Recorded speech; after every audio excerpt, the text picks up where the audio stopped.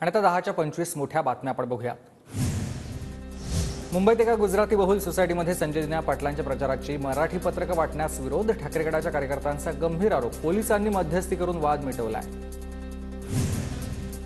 ईशान्य मुंबईत ठाकरे गटाकडून जाणीवपूर्वक मराठी गुजराती वाद निर्माण केला जातोय। मनसे नेते संदीप देशपांडे यांचा ठाकरे गटावर आरोप, मराठी माणसांची मतं हवी म्हणून आता मराठी गुजराती वाद करतायत का, देशपांडेंचा सवाल। मुंबईतल्या खारदाणामध्ये प्रचार रॅलीमध्ये गद्दार घोषणा दिल्यानं ठाकरे गट आणि महायुतीचे कार्यकर्ते एकमेकांसमोर भिडले। आशिष शेलारांच्या मध्यस्थीनंतर वाद मिटलाय।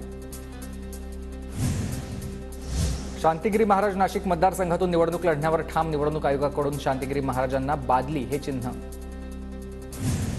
सुप्रिया सुळेंविरोधात आचारसंहितेचं उल्लंघन केल्याची तक्रार, अपक्ष उमेदवार संदीप देवकाते यांच्याकडून निवडणूक आयोगात तक्रार दाखल। प्रचाराची सांगता झाल्यानंतर देखील सुळेंनी त्यांच्या पक्षाच्या इंस्टाग्राम पेजवर प्रचार केल्याचा आरोप।